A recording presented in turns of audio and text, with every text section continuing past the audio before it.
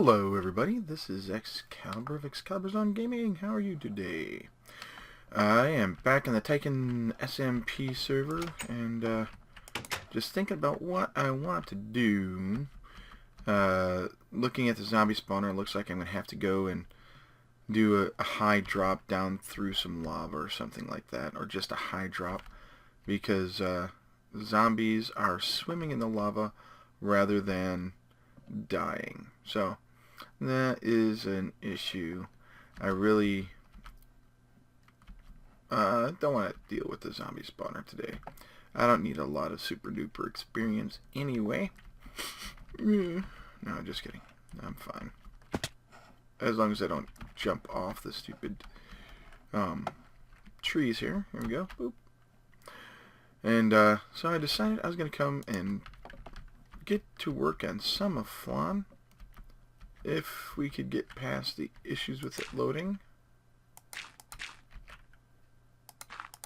Might be a good idea to look around, see if there's something I'm missing down there, and it fills in. Okay.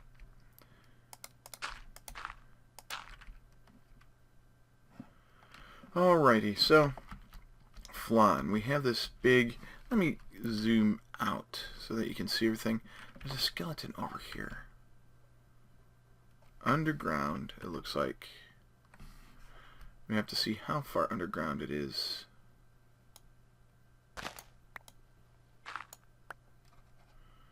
And yes, we're going to go straight down. Zoom in, and it looks like he... I hope he's there.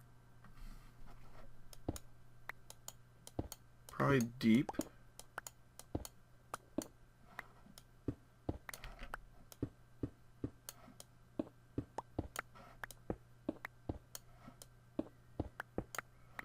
And I'm going to take and put this bucket here. In case we run into lava, I can suck it up real quick.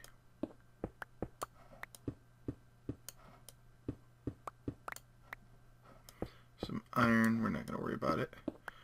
We may get it on the way up. So,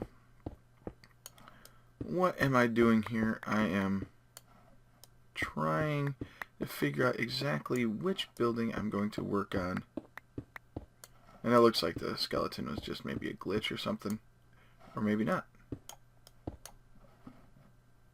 We've been here before. Alright. I'm going to hit R. Oh, that sorts things up nicely and throws my bow out. Did I pick that up? Yes, I did. We've been here before. And I don't think there are many monsters down here.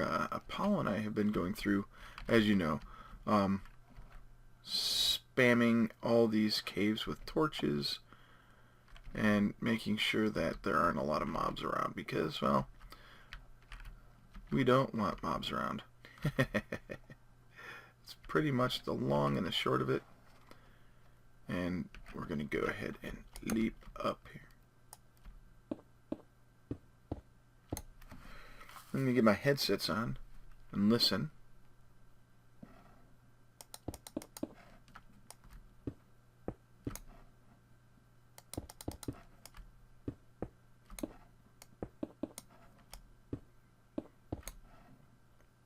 Okay, I thought I heard skeletons earlier. Could have just been me. Wowzers. So, I have been very, very busy. We are going to take these guys and do that. And, of course, email pops up. That's the way things are. And I forgot what I was talking about. Anyway, I got tired of dealing with the zombie spawner because I didn't want to do just a straight dead drop. I want to do a lava blade, but the stupid zombies kept... Oh, that was silly. Kept climbing up out, and I didn't want that to happen. So, there we go, and get that dirt right there. So I decided, what could we do? What could we do? And thinking about it, we're going to go ahead and we're going to go to the map and zoom out so that you can see the whole thing. Now, we are creating a city, and I don't have the map directly in front of me, but basically we're doing a Dungeons and Dragons, wrong one, there we go, a Dungeons and Dragons map from an old game called Pool of Radiance back in the 1980s, 1990s. There's a whole series of games called Gold Box series games. And Pool of Radiance, Secret of the Silver Blades, Curse of the Azure Bonds, and a bunch of Dragonlance titles like Heroes of the Lance, Dark Queen of Krynn, stuff like that. And Pool of Radiance had additional expansions like Pools of Darkness, and then there was the Savage Frontier, which is a whole nother part of Faerun where these games took place, except for the Krynn games. The Pool of Radiance series and the Savage Frontier series took place in Faerun. At least I believe the Savage Frontier ones did. They took place up near Icewind Dale. If you're a fan of R.A. Salvatore, you will know about Drist and Bruenor and Catti-brie and Wulfgar and Regis, the heroes of the Flame. No, they're not heroes of the Flame. They're the Icewind Dale heroes. Well, anyway, all these maps were squares, big squares like this, and they were 16 blocks by 16 blocks. It had something to do with the memory that they had available, and they did something really awesome. They sat down and saved most of the data for each of the world files as 6-bit versus 8-bit or 16-bit. The Commodore 64 was an 8-bit computer, and it had 64K of RAM. 32K of it was available, 33K almost, I think, for program files, and the rest of it was actually used for graphics memory. Well, anyway, history lesson aside, most of the maps, until Secret of the Silver Blades, actually, I think Curse of the Azure Bonds. So it went Pool of Radiance, Curse of the Azure Bonds, Secret of the Silver Blades, then Pools of Darkness. Around Curse of the Azure Bonds, they figured out how to make maps that were not big squares. They were rectangles. And then they discovered... Oh, it's getting dark already. Wow. Then they discovered a way to make... Oh, I just typed home base, is that right? Yeah. We should appear on a map right there on, yeah, this. And we can go down to the little hut. Well, anyway, with Curse of the Azure Bonds, they figured out that they didn't have to make perfectly square maps. They could go with other maps that were rectangular in shape and a bunch of other stuff like that. And we're going the wrong way, aren't we? Oh well, we'll just hike across here. With Curse of the Azure Bonds, they had rectangular maps, nice and big, and a lot of fun stuff going on. Then when Secret of the Silver Blades came out, they figured out that they could connect areas together with links. So say this was an area right here, and this is an area, and this was an area. You could actually make this side right here, where the little dot is going up and down, that could be a trigger area that goes into this area right here. Or this area could go right here and disorient the players. They come in from the go to the north and come in from the west, that kind of thing. And they figured out how to make large maps that way, which actually gave quite a big boon to the explorability of the maps, replayability, and a whole bunch of stuff like that. And I think that is an Enderman right down underneath it. Oh, no, it's a creeper. And it's down underneath. So we're going to go down and take a look at it. Get this guy ready, and we will head in the direction of that creeper and take him out.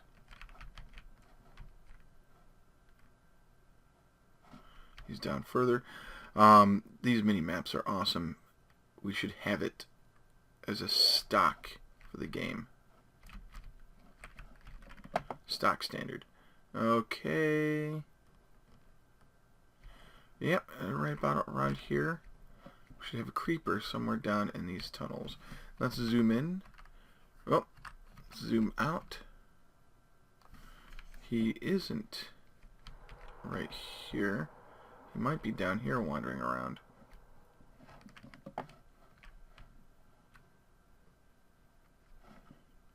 Okay, let's go down this way.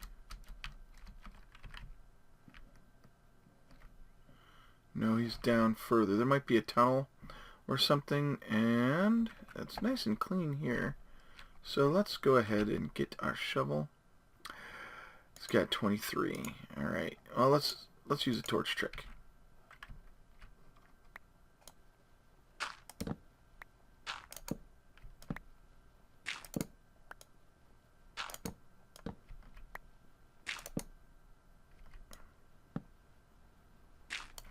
Make sure we have F7 on so we can see where mobs are going to spawn.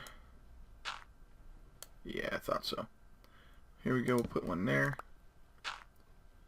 We'll see just how far we can go. Well, anyway, those maps were big, sprawling maps that were really awesome, and you could get around in them pretty well. There we go.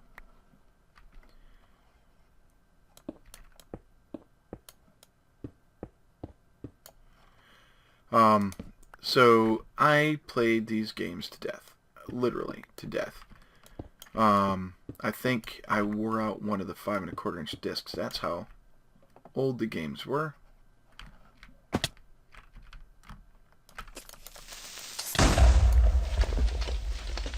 Alright, so there was a pocket back here of darkness, which I have fixed. We didn't completely take care of everything, because, well, we just didn't. We ran around.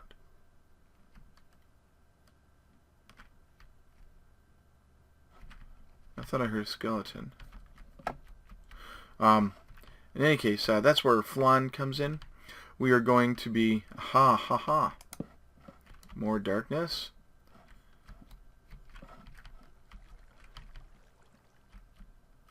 We're going to be reproducing the squarish city of Phlan from Pool of Radiance. That's where I'm going with this, and there we go. Let's get ourselves to the top.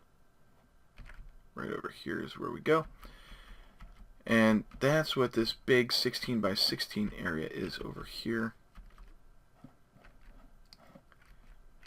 There we are.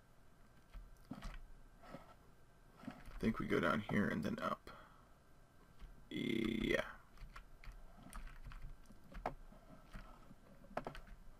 Or not. I love it when I get lost in my own place. There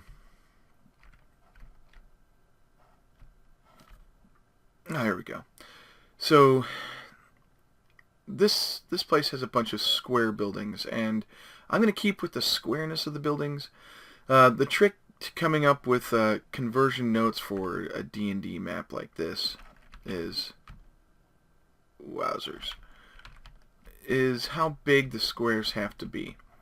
I've done this before, and I've talked about this in previous videos, but I've done this before where I've done a 3x3 grid, and we'll go ahead and use cobble. So this is the room that you're in. Each of these squares, each block, represents 1 meter cubed. So therefore, Steve here is 2 meters tall, which is the average height of a human being. Well, in D&D, back then, the rooms were 10 by 10, and a 3 by 3 meter is 9 by 9 meters, which is very, very close to, you guessed it, a 10 by 10 square. But this seems really, really tiny to me. So what I did is I increased this. Oh, and maps back then were always drawn with walls along the edges and a grid. So here we go. And what I did was I set it up to be a 4x4 like this. And so here's your 3x3 room, and then here's the wall or the lines and the graphic paper. But I figured this was too small, so what I did is I added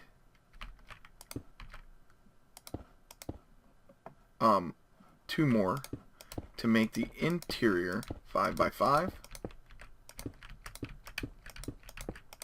and the exterior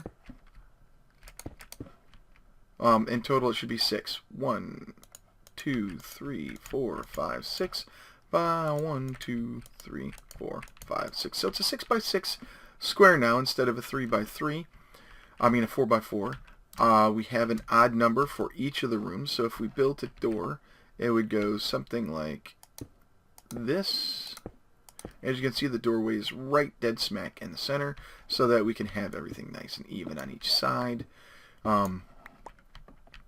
That's the main single square. Now, this is 16 by 16, so that's why you see all these little nubbins sticking out.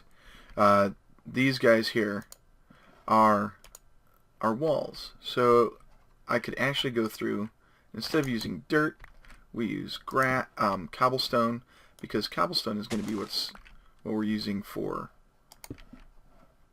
everything. So I could go through and remove all these bits of dirt and put in cobblestone, and we could go ahead and put in our cobblestone grid, so to speak, and we would then be sitting pretty, because this is one house. This is like a hovel house or private residence size, and there's some of the buildings in the game that are pretty large. Let's see here. What is this? This is a efficiency 4. Yeah, we're not gonna use that one. That's for mining diamonds and emeralds and junk. And also, the maps were really flat, super duper flat, and I'm going to keep that going. We're not going to worry about variations in elevation or anything like that. That's why I'm going through and I'm putting in this grass floor here, or dirt floor, if that's what you want to call it.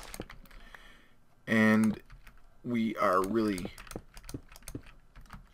kicking butt. So what I could do is just sit here and put in the grid of cobblestone, and then we can figure out where the road and all that is, instead of you watching me dork around and put grass or dirt blocks all over the place, and you watch that stuff get bigger and bigger. We could put in the grid and then start assigning the plots for the houses, and making sure that anybody who wants to build here will have a place to build. The only place that really needs grass is the park areas, and if anybody wants gardens next to their house. So this could very easily be one of those deals where, oh, I missed one, so we'll go ahead and plop that there.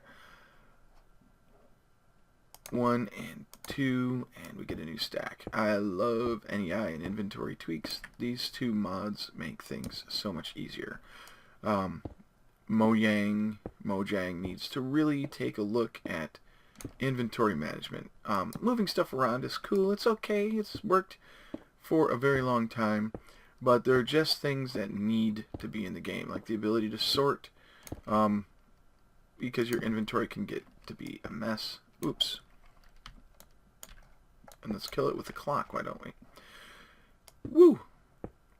So I'm going to finish out this line here. There we go. And to see where mobs are going to spawn in daylight and darkness is a boon. Because the red X's mean that they'll spawn there. It doesn't matter what time of day. And yellow means that they're going to spawn there during the nighttime, when the light levels are low. So there we go. This is going to be the plan now. We're going to go ahead and we're going to lay out a cobblestone grid. And then we're going to go in and put flooring in where necessary. So if I came over here, we could go ahead and put some wooden flooring in here, or in here, and have the house ready. That's 1, 2, 3, 4, 5, and double check 1, 2, 3, 4, 5. Yeah. So I did do that correctly. And let's see if I can do this. So with that, we have a place that needs to be lit up here real quick, because I don't want skeletons or zombies or creepers on the inside of the wall, because it's supposed to be a city after all. That's what I was going to do. So until next time, whoa, this is Excalibur. Enjoy playing games, and enjoy playing Minecraft. Please like, favorite, and subscribe. It really helps me to know if you guys are watching and enjoying this series. And if you could please check out www.patreon.com. That is my campaign for getting support. You're not only supporting me, however, you'll be supporting a bunch of people, because half of all my net proceeds from Patreon go to charity.